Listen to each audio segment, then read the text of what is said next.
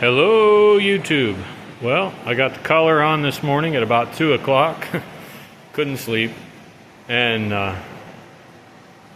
got the second coat of clear on just now.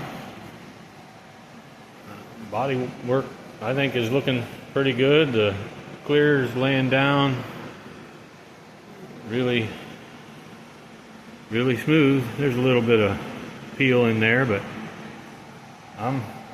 I'm pretty pleased with it. It's not much more than factory, so I'm good with that.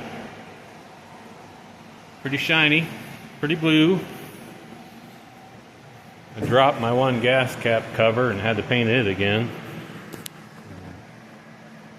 I think she turned out pretty good. Can't wait to get it all back together and get some chrome on it. See what she looks like on the road.